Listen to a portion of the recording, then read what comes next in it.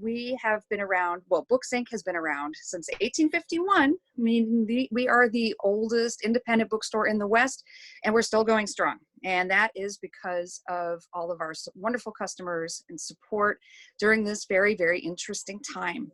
I'm also grateful for the support of the Prune Yard in Campbell, Town and Country Village in Palo Alto, and also to our publisher, Penguin Random House, for sharing this with us. So my colleague Elena is also in on this and is going to be monitoring the chat and question and answer section. So make sure if you have a question for Michael, go ahead and post it in there. If you need to share what you're doing with the story, you go ahead and put it in there, okay? So this story time kicks off an exciting family activity that is in the Prune Yard and in Town and Country for the next 2 weeks until Halloween. Every day from 12 to 6, you can look for the Goon in a bunch of different places in the Prune Yard. And I'm gonna end into the Town and Country Village. I will mention all those at the end. But you come into Books Inc., you get a goodie bag, and you looking for the Goon. Okay, so I am now very excited that we get to meet Michael Rex, who is the author of more than 30 children's books, including Goodnight Goon and Eat Pete, which is my personal favorite. And he has a brand new book that he is going to be sharing as well. And it is called We're Going on a Goon Hunt. All right, thank you, Michael. Okay, thank you for the nice introduction. How's everyone doing today? So I am Michael Rex, and I am coming from New Jersey tonight, and I'm really happy to be here to read my new book called We're Going on a Goon Hunt. Let me just take care of one little bitty thing here. There we go. So I'm gonna be reading We're Going on a Goon Hunt. Okay. It's got some great end papers. You can see somebody running around right there. All right. Okay, so we're going on a goon hunt. We're gonna catch a green one. What a spooky night. We're not scared. Uh-oh, a pumpkin patch. A twisted, tangled pumpkin patch.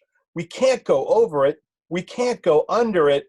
Oh no, we have to go through it.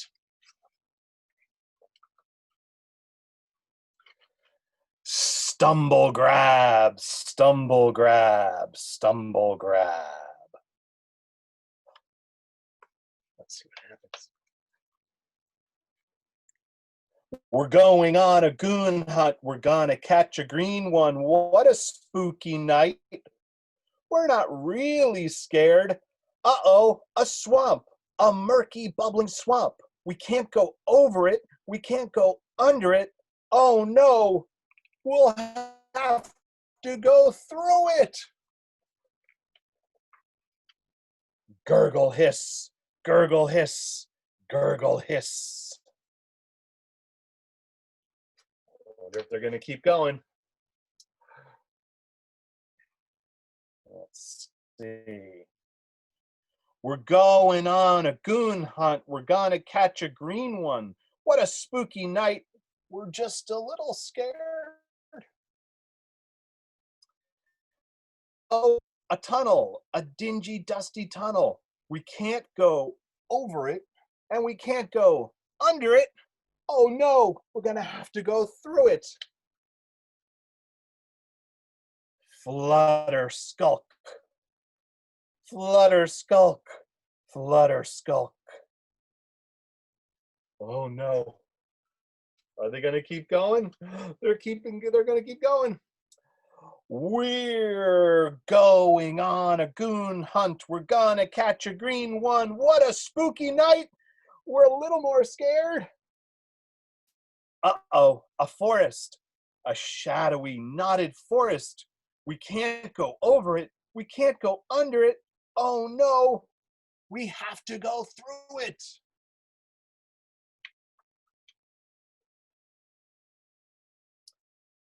Grumble, stomp, grumble, stomp, grumble, stomp.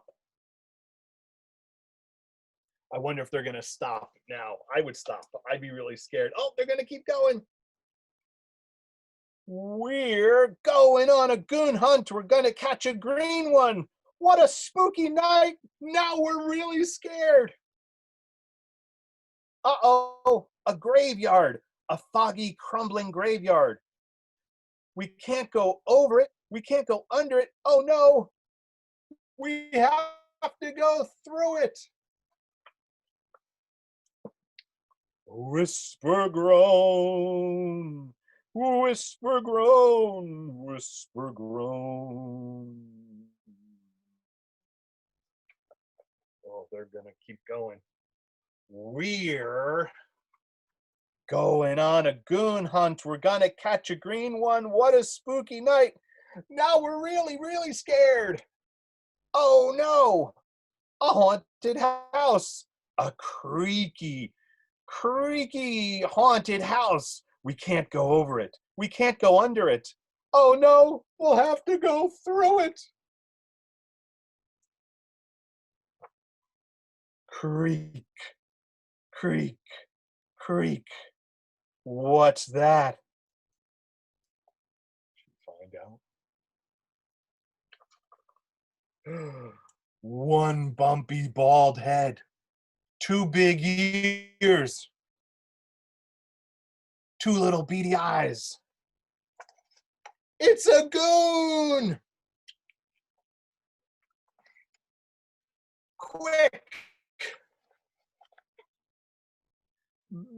Back through the haunted house. Creak, creak. Back through the graveyard. Whisper, groan, back through the forest. Grumble, stomp, back through the tunnel. Flutter, skulk, back through the swamp.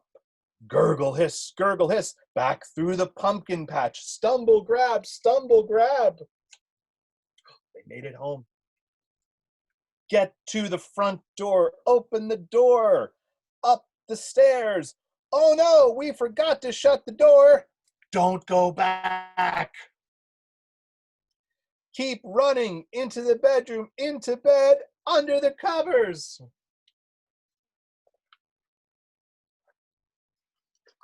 We're never going on a goon hunt again. Oh no.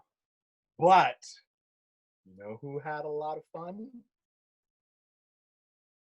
This little one over here. The end. Okay. I hope you liked that. I had a lot of fun with that. Now I want to do a little drawing for you, and then I'm going to read another book. So when I draw the goon, let me see. All right. My chair's on wheels. I don't want to roll away. All right, so let me show you. When I draw the goon, the first thing I draw is a big bump like that. And then I draw another bump and another bump like that. And then I connect them with what looks like a big smile, just like that. Now the goon has two eyes and they're kind of close to each other.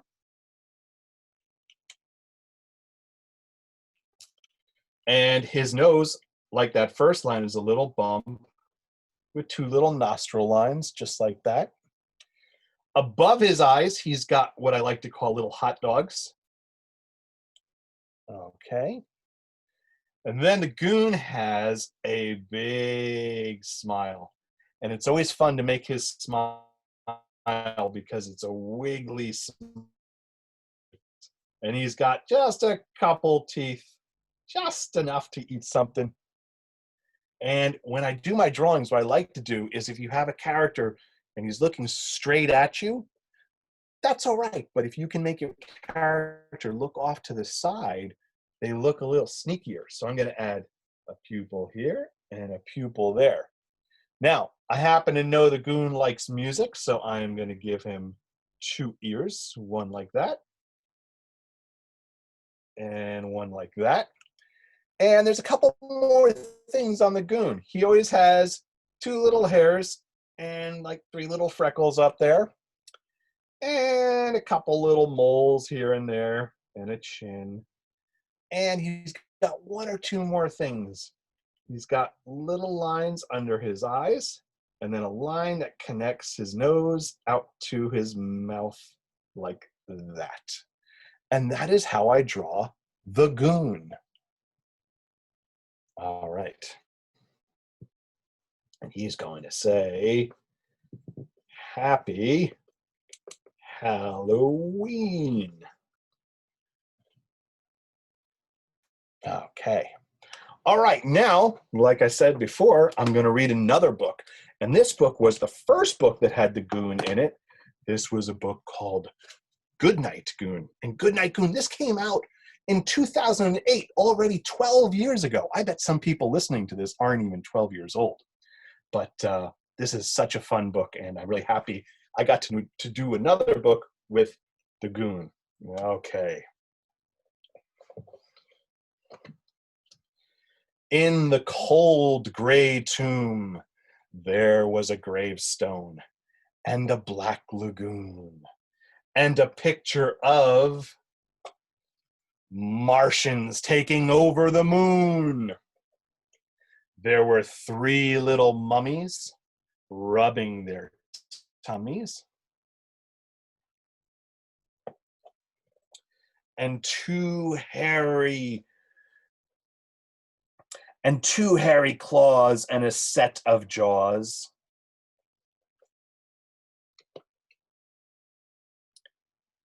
And a skull and a shoe and a pot full of goo and a hairy old werewolf who was hollering, "Boo!"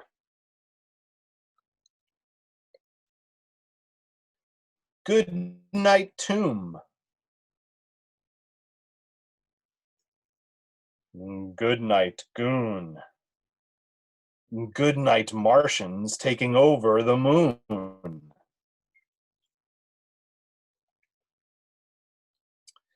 Good night, Bones and the Black Lagoon. Good night, Mummies. Good night, Tummies.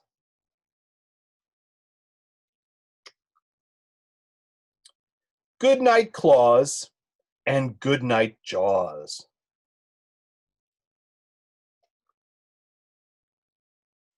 Good night, Moans, and good night, Groans.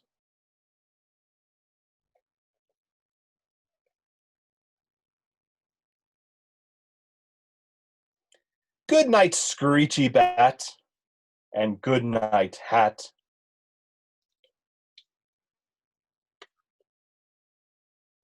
Good night, Skull, and good night, Shoe.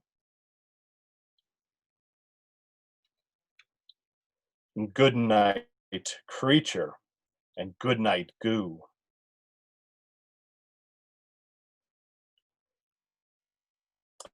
And good night to the old werewolf who was hollering boo.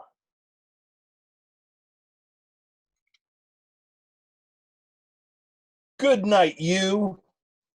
Get under there.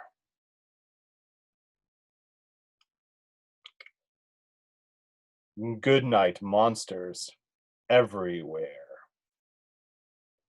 The end. All right.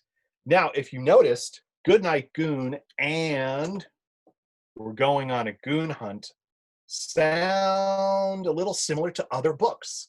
And these are parodies. And a parody is when you take a story or a song or a play or a movie, something that already exists. You take that story and you twist it just a little by changing something. And in the case of Goodnight Goon, it was originally Goodnight Moon. And Goodnight Moon is a sweet, cuddly, cozy book. And by changing it to Goodnight Goon, it becomes creepy and icky and spooky. And maybe if you want to do something someday, make your own parody. Find a story or a movie or a TV show that you really like, change one word in the title and see what happens. I'm going to do one more quick little drawing, and then we're going to do some questions. So when I was looking at that book, something occurred to me. I like drawing with really simple, basic shapes. And sometimes when people watch me draw, they can't figure out what I'm drawing yet. So this is basically a rectangle, very easy. And I can cut that rectangle right here. It looks maybe like a bed, like a pillow and a blanket. But I'm gonna add 2 half circles down here. And I'm gonna do my eyeballs here. Still kind of strange looking. I'm gonna add a little nose like the Goon. All right, now I'm gonna connect those. I'm gonna go down to there, and I'm gonna go down to there. Starting to look like something. Let's see if I put a mouth here with some teeth. Ooh, it's starting to look like a monster. I can put lines under his eyes just like the Goon. I'm gonna give him an eyebrow like that. I'm gonna give him some jaggy hair. It's nice to color in the hair. Oh, he's looking pretty good. Let me see. He needs something else because he needs this line. Uh-oh. And that line looks a little like that because he's a monster. I'm going to add 1 or 2 more things. I'm going to add a little chin on him. And since he is a monster, I am going to give him little bolts here and a little bolt here. And this gets his electricity, he can wake up.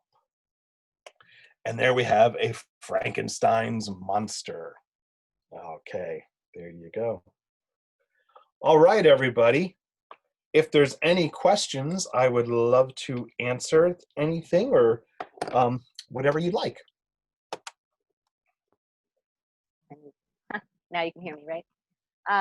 We do have Yes. some questions.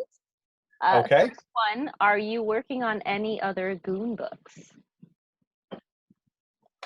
I am not working on any other Goon books right now, but I am doing, what am I working on? I'm working on 3 265-page graphic novels that are sort of a dystopian science fiction story, but it's very funny. It's almost like Mr. Rogers on Fury Road.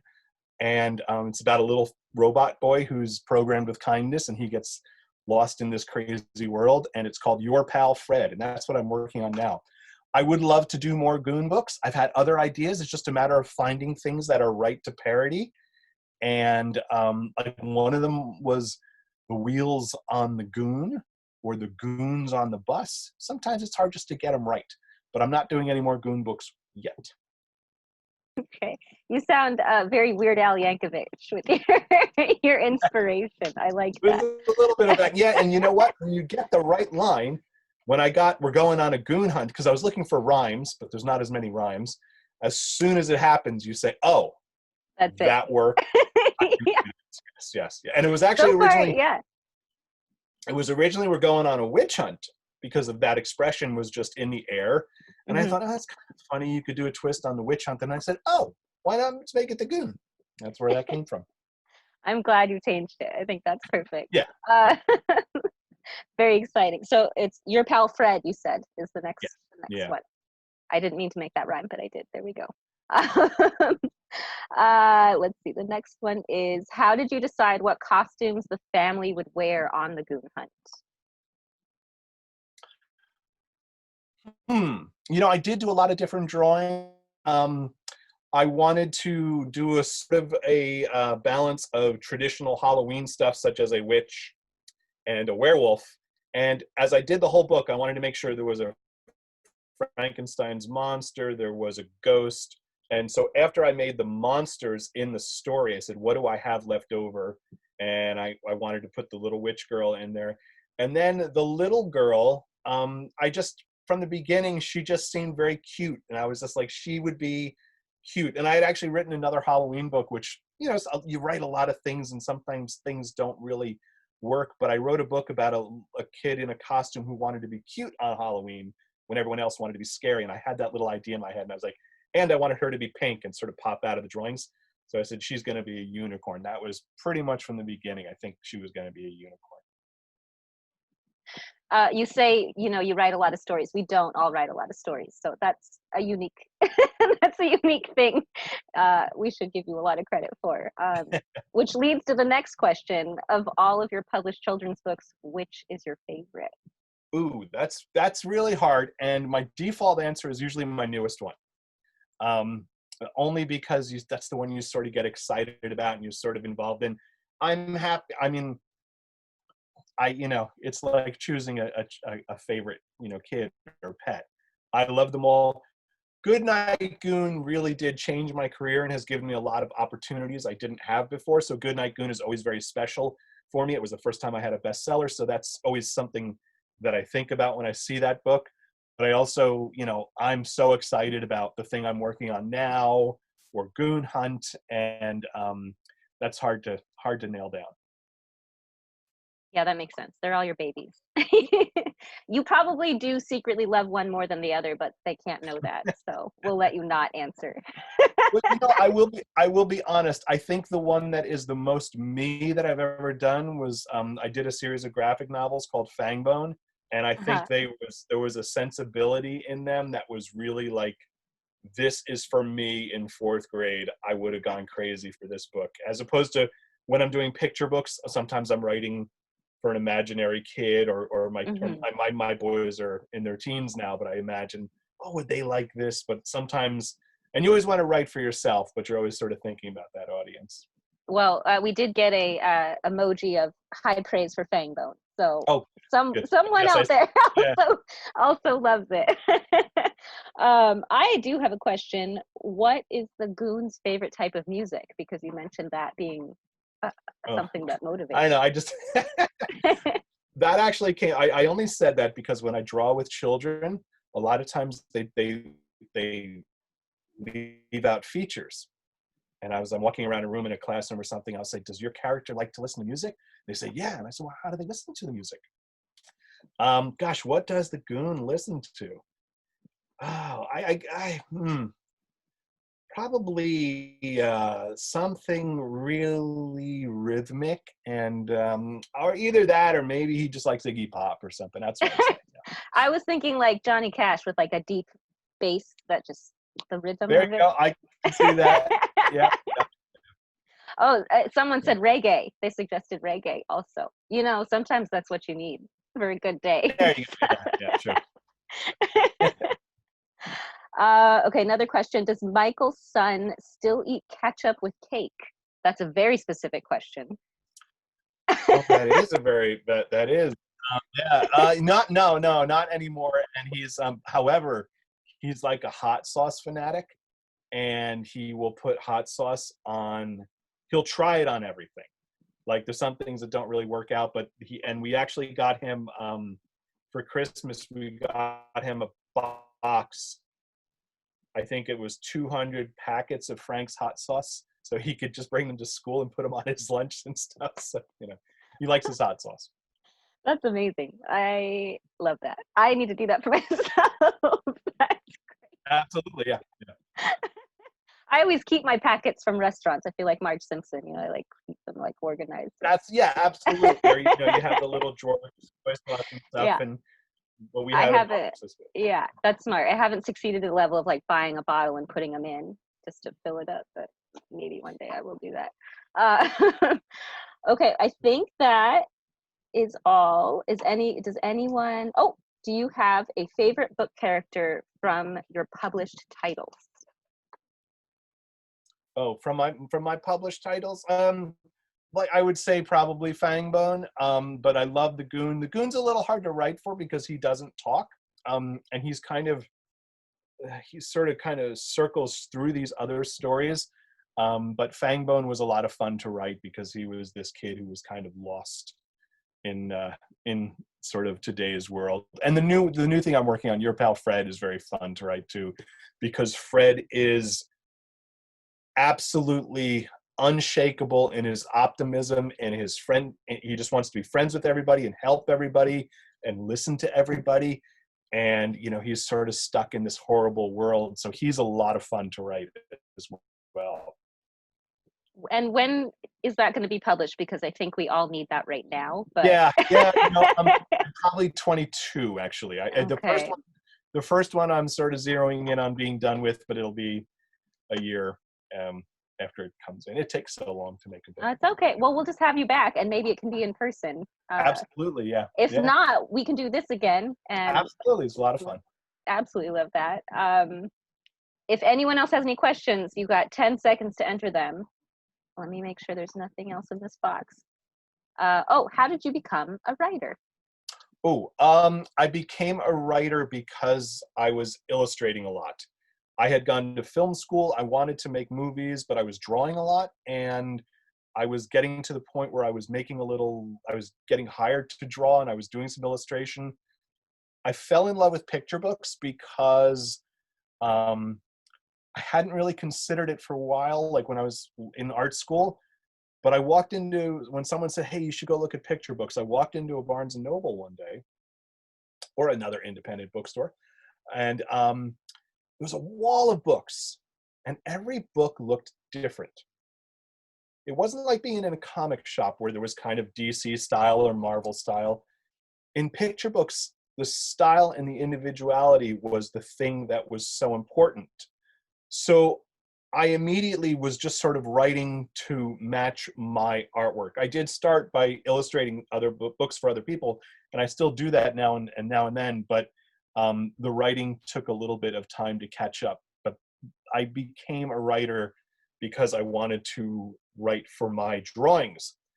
The second reason I became a writer, and I only figured this out a couple years ago, is that I'm a third child, and no one ever listened to me at home. So if I could put something on paper and show it to everybody, they could look at it on their own time. And I realized later that's one of the reasons I like writing and drawing as opposed to trying to perform. I can do something and leave, and people can laugh later. So. Well, you're making me laugh. I'm pretty sure everybody else is laughing.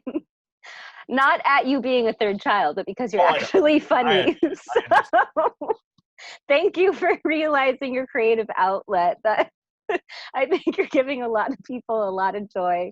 I know I enjoyed that. I did draw your monsters. I think I did a pretty good job. I used a pen, so it's hard to see. Good. But those were very enjoyable, and I dropped the link for both the files of your activity pages into the chat, so everyone can download and print those and do your activities at home. I don't have any children, but I would do this myself. So whoever's watching, you can also do the same, and it's a good stress reliever.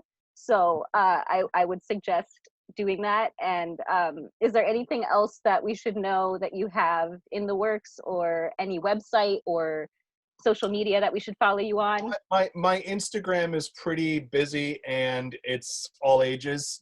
It's Fangbone Rex, and I post every sort of drawing that doesn't get into a book, and some weird science fiction stuff, and doodles and sketchbook stuff. And I'm proud of my Instagram because I feel it's it takes a lot of work. Yeah. But it's again, you're working on a book and you're done with that book and no one sees it for a year. So then, you can go 18 months without getting any feedback on what you're working on. So if I'm doing sketchbook work or little drawings, I can get feedback today, even if it's the same 40 other illustrators who are all home alone working as well. It's still a little bit of feedback and keeps the juices going while you're sort of working on these big projects. We did get a comment that your IG doodles are fantastic. So excellent. Great. Keep them up, because it's keeping someone happy. Great. Well, if there is nothing else, let me check the Q&A. I don't think there's any other new ones. No, that's it for there. And I'll scroll through the chat again. I just want to thank you for taking the time to do this, and for everyone joining. I know this was a very quickly announced event, and I think it was very well needed for everyone's Friday. So I really appreciate you taking the time to read your story and share it, and we will keep plugging it away. We've got the event going on here, so we can share it later. And if anyone has any other questions, I will give you one other minute to do so. Otherwise, we should let Michael go because it is 8:30 his time. So late here. Yeah. It's just it's the weird time zone thing that happens at the end of Believe me, I checked the schedule 10 times I today. know. I do. It's specific. It's Pacific specific. Standard, Central, East. Yep. It's all very confusing. Thank you very much. Yeah, no, that was a lot of fun, and we would love to have you back for your pal Fred when that gets Absolutely. published, and maybe we could even do some kind of school events. We Would work love- with book fairs a lot, so it would be great to include you. That was a really wonderful presentation. So Thanks. thank you for your time, and everyone else. Thank you for joining. I think we're going to sign off now. Go eat your dinner if you have not, and otherwise check out our website booksync.net for any other upcoming events we have, and have a good weekend, please. And happy Halloween! Yes, that's the right way to end it. Okay. And with that, I will sign up and be well.